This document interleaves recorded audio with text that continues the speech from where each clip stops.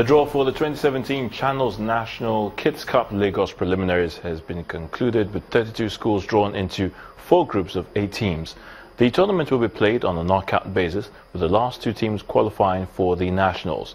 Matches will begin on May the 2nd at the Campus Square and Unicon Stadium.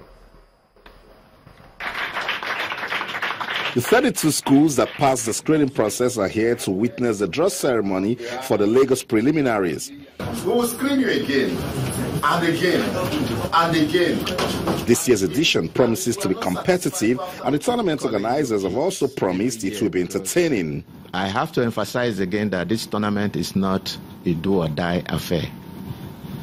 No, at all. If you have that notion in you, please just remove it right away. It's for you to come in here, camp with other children, have fun, get to know them, learn about them, so that tomorrow, when you all grow up, you become friends. That is the essence of this tournament. It's not a do-or-die affair. And I have to pass this on to the coaches too. Please let the children have fun, especially when they come together. That's the idea of this tournament. The Lagos State Football Association have also appealed for fair play among the participating schools. Those of you that employ those coaches, you understand what I mean? Warn them. Those are the coaches that tells you to bring unqualified players to play for your school. We will not only deal with the school this time, those coaches will be sanctioned. I am aware, growing up, that our games masters growing up were our coaches for all the sporting activities we do. But if you are going specialized this time by bringing a good coach for football, it is good, but they must not teach these kids what they should not do. One after the other, the schools were drawn into 4 groups.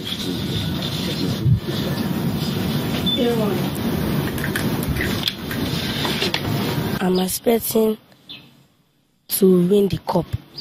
I want to learn how to do so many things that I have not done before. This is my first time, so I want my school to win. Action will begin on Tuesday, May the 2nd, and the games are scheduled to be played at the Unicon Stadium and the Campus Square Mini Stadium in Lagos.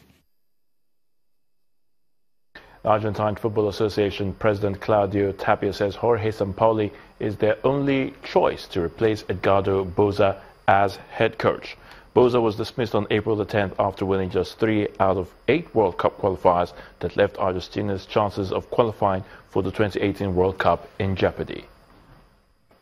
Rafa Nadal survived a difficult start to see off Chung Hyun of South Korea in straight sets and reached the semi-finals of the Barcelona Open for a 10th time. The unseeded Chung went 3-1 up against the 14-time Grand Slam champion in the first set on the newly renamed Rafa Nadal court at the Real Tennis Club and forced a tiebreak, which the Spaniard eventually won with little trouble.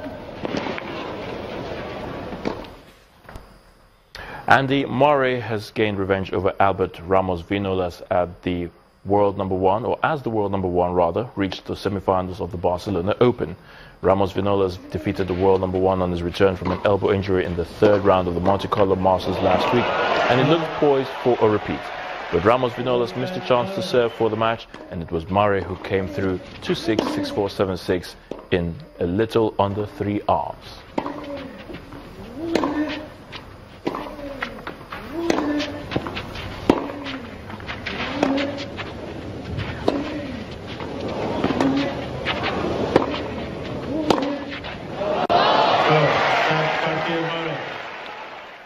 That's Rapid Sports News. The news at 10 continues shortly.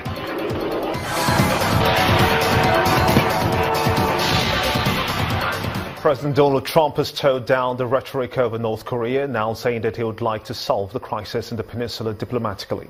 U.S. Secretary of State Rex Tillerson was in the United Nations Security Council meeting in North Korea, where he said Washington would negotiate with North Korea with a view to removing nuclear weapons from the country and not changing the government. The meeting was aimed at considering further measures to counter the North's nuclear and missile programs. North Korea has repeatedly carried out missile tests in recent months and is threatening to conduct its 6th nuclear test. And on entertainment news now, producer of the movie 76 reveals plans to make another movie in partnership with the Nigerian military. Mayowa Ogundele tells us more. Many thanks. On entertainment news tonight, producers of the multiple awards-winning 2016 movie 76 are partnering with the Nigerian military on a new movie project. This is following the critical and commercial success of the Izu Ojukwu timepiece, which spotlights the botched military coup of 1976. For the new movie, Ojukwu, as well as producers Toye Prince-Will and Adonai Owerewa, have met with the hierarchy of the Nigerian military to discuss partnership on a film which will highlight the unrest in the Northeast. The ultimate goal, they say, is empowerment. We're interested in movies that have messages. We're not interested in just entertainment. We would like to entertain as well as educate our audiences.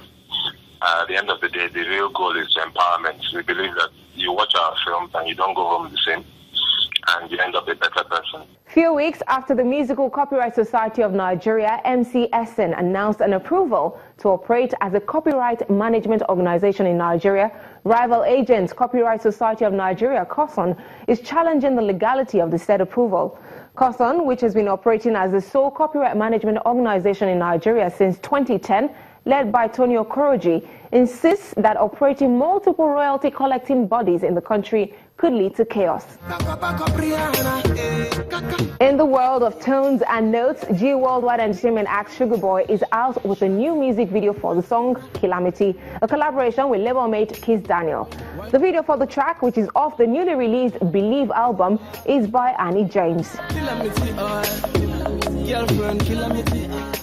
And that's it from me. Thank you for watching. Let's head back for the rest of the news.